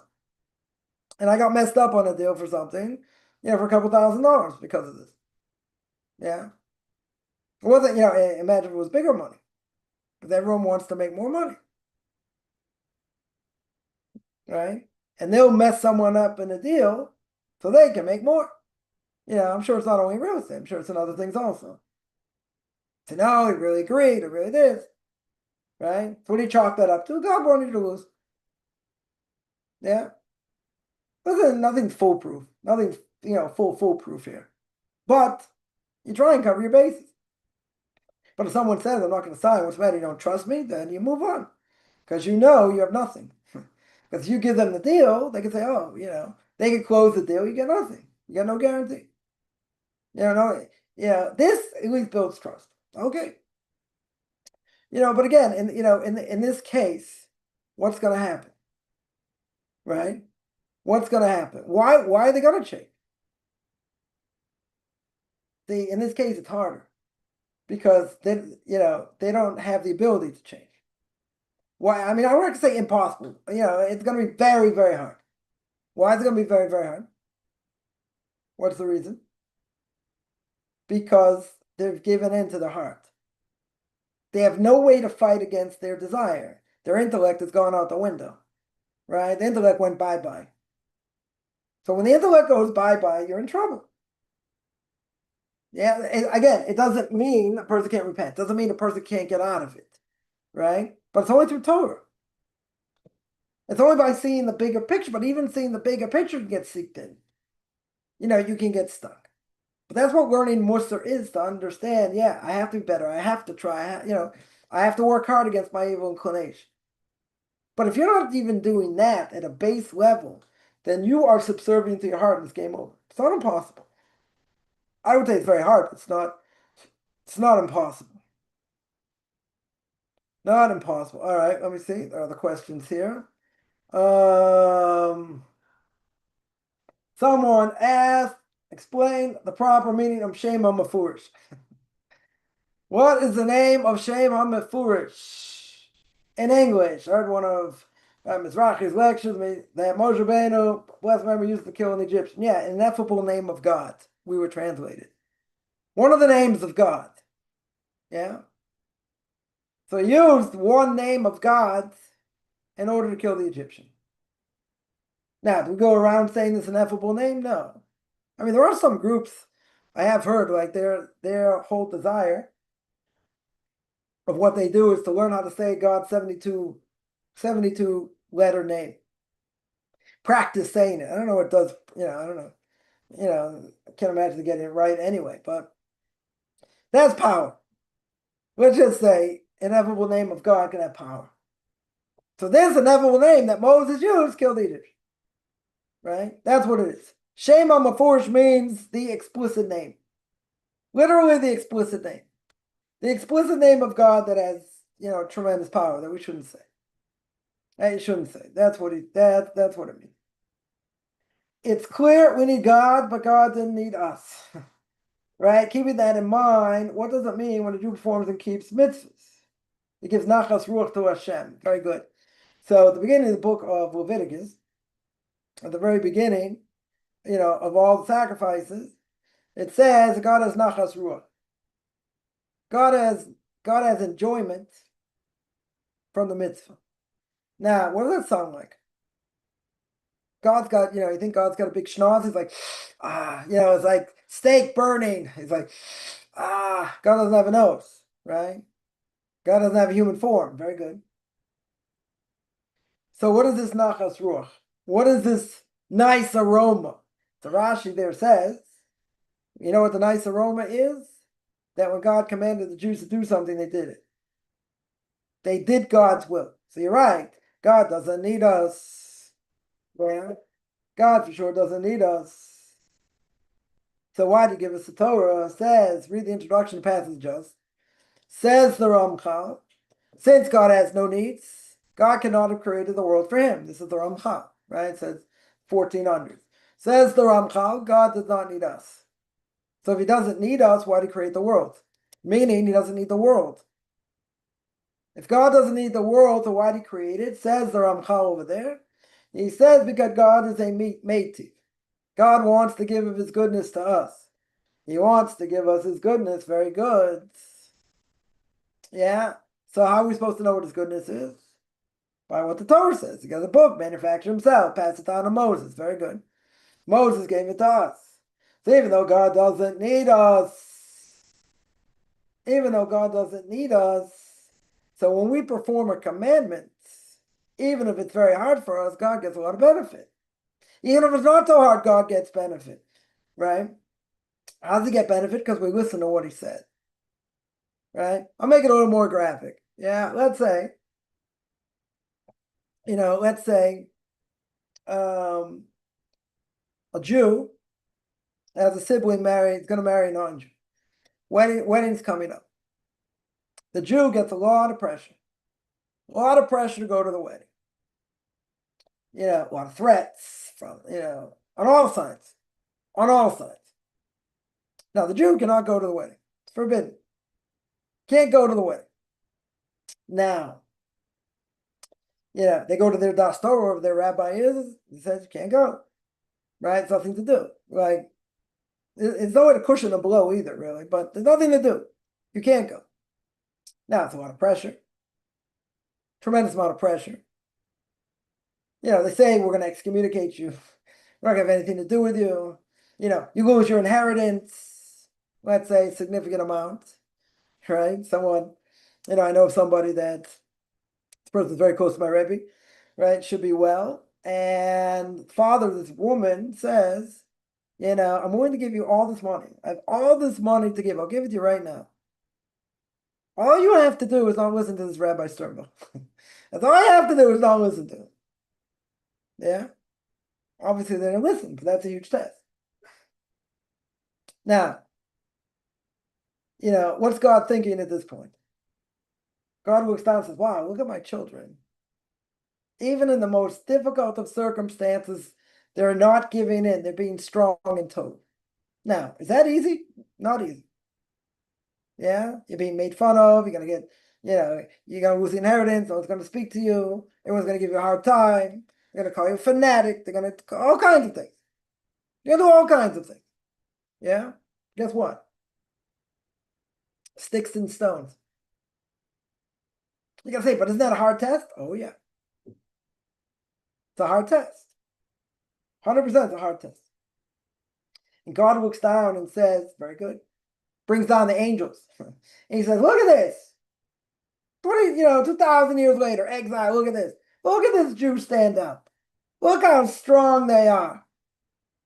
Now, the angels can say, well, it did other things. And this, okay, but look at this point. Look, it's like Abraham. Stood up. It's like being thrown into a fiery furnace. Getting demolished. Demolished. Made fun of. All kinds of things. Yeah? Look at what they stand to lose by sticking up for you, God, for your Torah.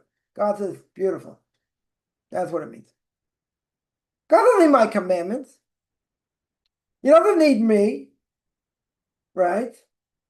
He for sure doesn't need me. He doesn't need me at all. Right? And it's probably better man wasn't created. Right? Right? He doesn't need me. Doesn't need my mitzvahs. Why does he give me mitzvahs? Because that's the way he wants me to draw close. Right? In the bigger scheme of things, this is what God wants. Okay. But who's it for? Is it really for God or for me? God's telling you this is what you have to do. Otherwise, maybe you get death penalty. Maybe you get punished this way. Okay. This is what God wants me to do. Does he need me to do it? God has no need. He allows me to draw close. That's what the Ramchal says. That's what he says in Path of the Just. He says God is a maktiv. He wants to give of his goodness. Because God wants to give of his goodness, it means God has no needs. So he could not have created the world for himself. By definition, God has no needs. So why did he do it for me? For us. Even though it was a bad decision to create man at the end of the day. He allowed man to be in the world to enjoy his world. You have to know how to tune in. Not so easy. Yeah? So God, he's giving us the ability through the commandments to draw close. So what's the nachas ruach? What's this nice aroma that it gives God, so to speak? That we do what he says. To the best of our ability. That's what gives him nachas. Yeah, that's what it is. Now, do we always do what we're supposed to do? No. But he gives us that opportunity. And when we do the right thing at the highest level, and we're moser nefesh, we tremendous self-sacrifice, God's like, God will go to the angels and say, look what this guy's doing over here. Look what he's got the ability to be. Look what he can do. Taking this away, take that away, made life hard this way, the other way. Very good. Look what he did. Look how he stood up. You can look at all the bad things the person did also. Okay. But we're going to look at the good thing. We're going to look at a good thing. And this person got slammed by everybody. This person, family members said, you're backwards, you're medieval, you're this. We're going to cut you out. We'll never speak to you. Okay. Is it painful? Yeah, it's painful. If you had a connection to people before. If you didn't have connections, so it's not so painful. Right? It's just part of life. Okay. But it can be painful. Okay. Now people will say, religion is not supposed to break up families. True. So if we reconnected to our original roots and we go back and we're linking a chain, so we're not breaking that chain. We're reconnecting. You broke the chain. You broke a chain of 3,500 years. Through intermarriage and assimilation. I'm reconnecting that chain. I was this once in an argument and went well over someone's head. I didn't think, I thought it was a very simple argument. I was like, but I'm reconnecting to that chain. The chain's been broken, we'll call it America. But the chain's been broken. Demolished, crushed. Yeah, that chain's been broken, so I'm reconnecting that chain. I'm in the majority here, not in the minority. Doesn't matter what it looks like right now. Again, it's painful, can be painful. But, lights got up, so to speak, and says, wow, look at the strength. Look at the strength of my people. Even when they get thrown to the wolves. Even when it's hard. Even when it seems impossible.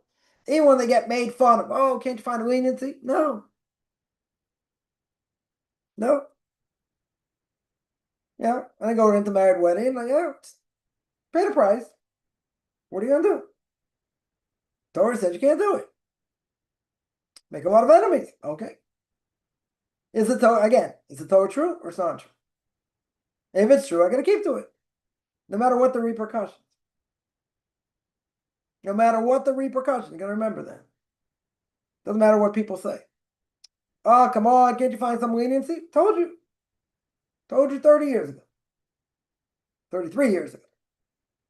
33 years ago. Anyone intermarries, we are not going. I made it very clear. Yeah. 23 years later. 25 years later. 20 years later.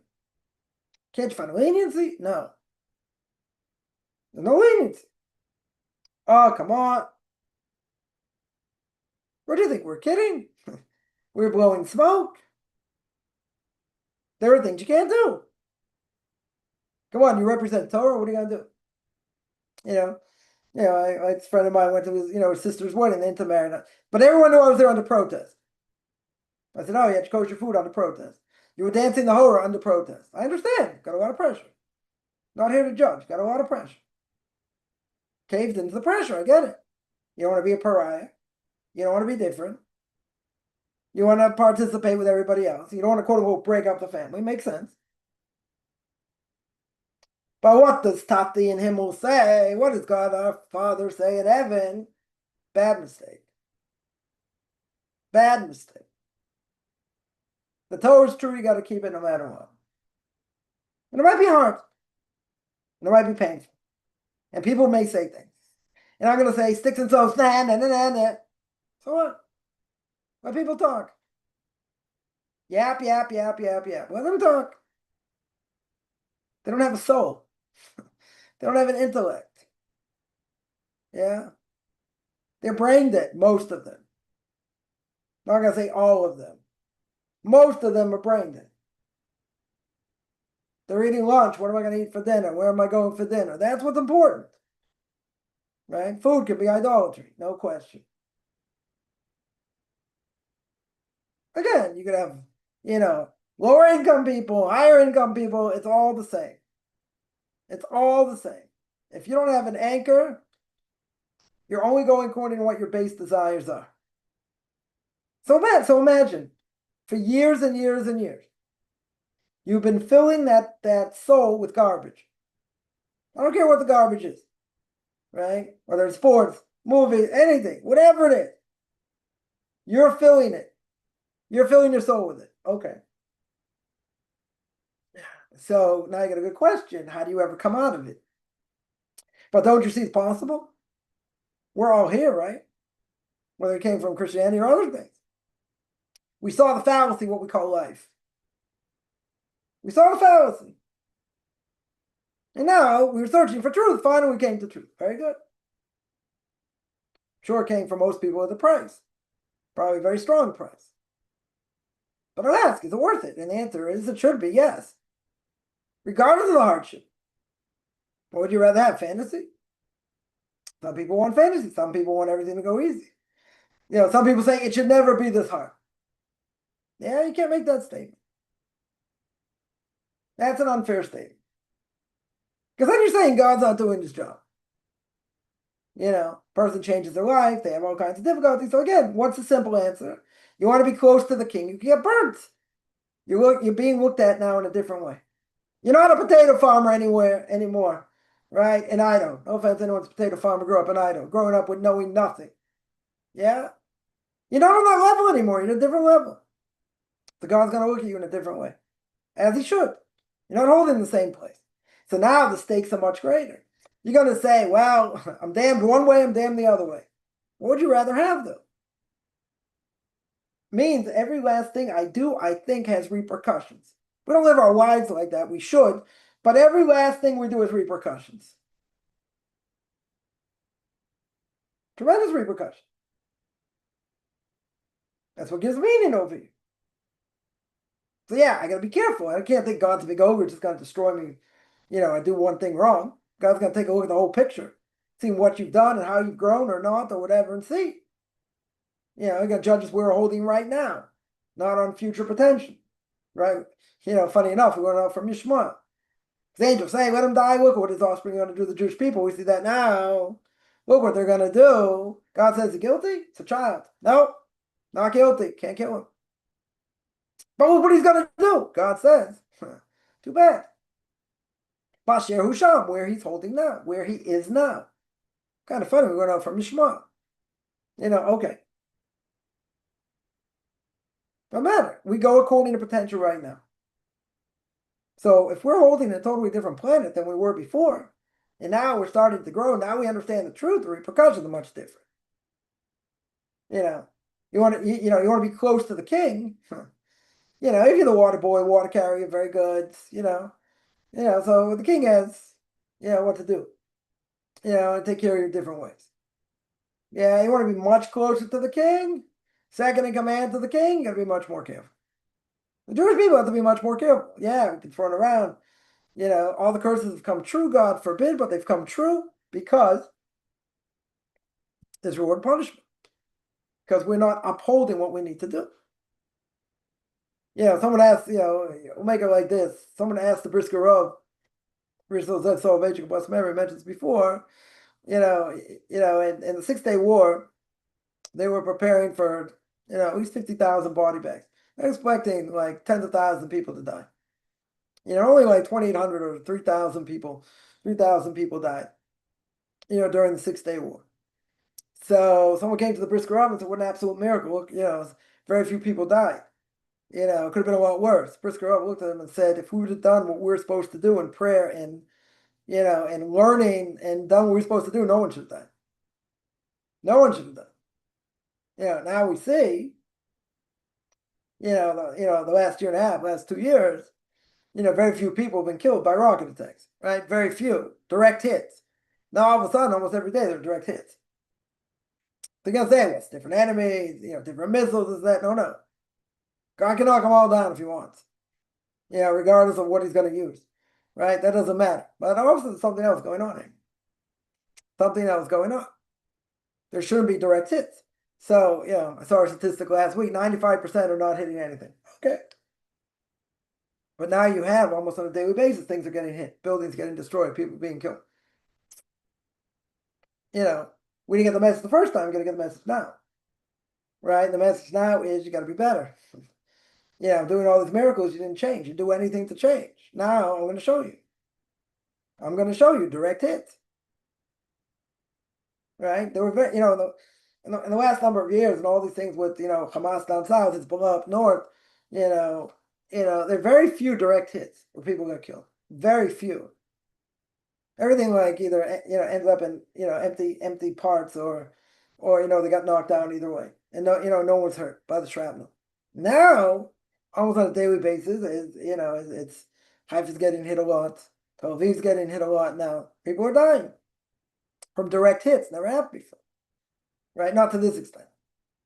Definitely not to this extent. Right. In the end, the odds of it happening, are pretty slim also.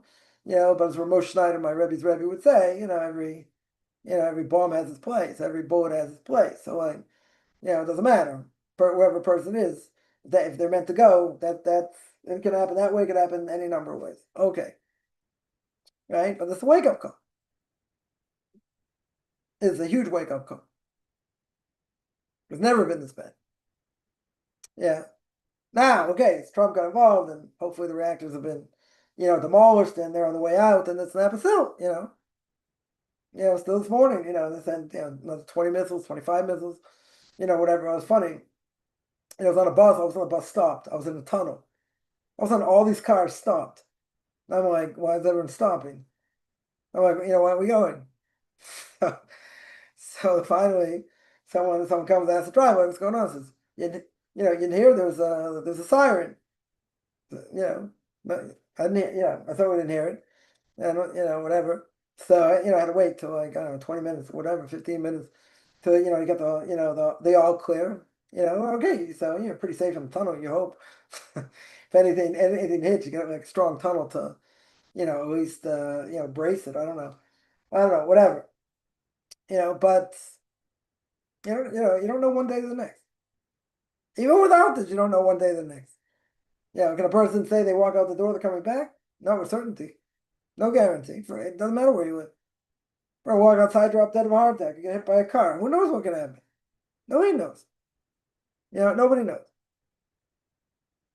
I'm only pointing out, direct hits, we've been saying for a long time, it's been an absolute miracle. That more people haven't been killed or, there haven't been as many direct hits. Now I'm getting a lot of direct hits. So people say, the missiles are fast, they can't knock them all down. Whatever it is, they want to put according to nature. Even if 95% are being knocked down, that's good. I mean, that's certainly good. Right? No question. You want 100% knocked down. God's knocking on the door. God said, okay, you don't want to listen? I'm going to destroy apartment buildings. I'm going to have direct hits over here. Got to wake up. It's all about prayer. It's all about Torah. It's like the Brisker Rav said, if we would do what we're supposed to do, nobody would die. No soldiers would die. Got to pray for them also. They're the ones fighting the war. So we got to pray for them. Can't look down on them and, God forbid, spit on them and whatever. People tell me, I saw videos of people doing that. They're idiots. I'm not going to answer for them. They're idiots. They're protecting you. That's how you thank them for protecting you. I'm not going to answer for idiocy. You can't stop stupid. In certain ways. Say, but it's supposed to be learning this, that. So they're idiots. They're absolute idiots. Makes no sense at all. No sense at all. So what rabbi would tell them to do? I have no idea. Can't be a rabbi in my eyes. Tell them that's what you do? You see a soldier, you spit at them? They're protecting you? I mean, it is idiocy. Idiocy. Yeah. But still need a lot of prayer. Still need a lot of learning. But, at the end of the day, God's giving us a message. Yeah, I think it's a very clear message. And the message is, you're not doing enough. I'm stopping most of them. So you should be thankful for that. Right? That's true. When you have direct hits now, which hasn't happened that much. In the last 2 years, a handful of, you count them on one hand almost. That's how infrequent it is. That's how miraculous it's been. From down south, up north, and whatever, from all over. Even with the 300 last year from Iran before Passover. Knocked them all out. Yeah? And the vast majority of people don't get hurt. Even from the shrapnel. More people have gotten hurt still by running to a shelter than actually direct hits. Yeah? Much more. Because of panic. Okay. But this is a serious message. And the message is we got to be better. Got to learn harder, pray harder, right? That's the only way you stop it, right? But if we're left to nature, if God just says, okay, like you're not getting the message, the world of Torah, people sitting learning, not really getting the message, they're not really changing, I'm going to leave you to nature. If God leaves us to nature, we're dead. We're dead in the water. Much you want to say about technology and the patriots and all this, and without getting into politics, and you say the power of my hand, my Rebbe says the worst thing you could say, right? Getting Netanyahu, others saying, yeah, look what we're doing, it's the power of my hand, that's the worst thing you can say. Absolute worst thing you can say, because it takes God right out of the picture. You take God right out of the picture, we don't have protection. Right? The Rebbe says that's the fear, not Iran, they're not the fear. They're not what to be afraid of. He says, like the Chazon Ish said, Aaron Messiah Karo, it's a blessed memory. Chazon Ish said more than 50 years ago. Not worried about Iran or any of these other places. Worried about people in Israel sin. That's the fear. People in Israel that deny God. People in Israel that say it's the power of my hands. As in the army, whatever. It's the power of us. Yeah? God says, really? What do you think October 7th was? Totally demolished that idea. The greatest army in the world caught sleeping. Sleeping when this happened. Yeah, well, without even going into all that. God's knocking on the door. We have to be better, there's no question. If we do what we're supposed to do, these things blow up and nothing happens. If we don't do what we're supposed to do, we go back to nature. Nature is bad. Nature for us will be bad. That means we don't have protection. We don't have let's say better, we don't have divine protection. When you don't have divine protection, you're a sitting duck. You're an absolute sitting duck. We don't want that. We need the divine protection. We need the protection of Torah, right? But we got to be better. We got to be stronger. That's what we have to do. That's the only way out of this thing, right? But God's making it very clear. You don't want it. I mean, these things come in a mile with 16 times the speed of sound.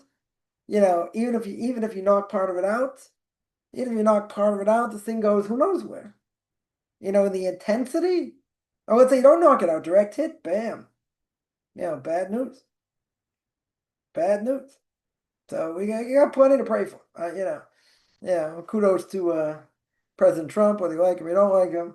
Use this, these bomb busters or whatever they were.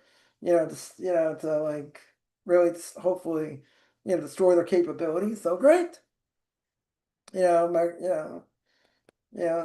got involved. Good. So maybe take a little bit of the pressure off of us. But at the end of the day, it takes away the capability. Like now, 20 years behind. That's beautiful.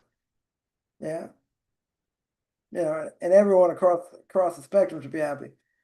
Definitely should be happy because nobody wants. They have nuclear bombs over. Shoot them anyway.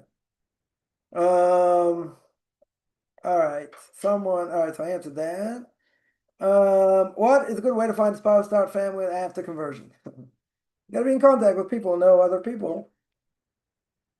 To get married, right? Go through a shop, through a matchmaker, or whatever, or through friends or whatever. That's the best way to that's the best way to do it, but obviously not till after after conversion, right? Because speak to rabbis of the basin, rabbis of the community, other people who may be involved in these things. I've got this question a lot. I don't have really too many connections. With that, I've had someone contact me recently, told me they're not a convert. They're not a convert. They are. I don't know, they came back to Judaism or not. I forget exactly what the story was, but brother told me they're older. If I know anyone, that's why they contacted me. But I don't have any. I don't have any magic wands here or a list. But there are people that do deal with it. There's actually I do know of some of us through a Noahide group, some for converts that Noahides want to get married. I don't know, but I don't really know this person that well, or pretty much at all. They just contact me. If I know anybody like that. Somebody says shame on my foolish is tetragrammaton, right? That's the ineffable name of God. That is true. Yeah. Any other questions? Or general questions?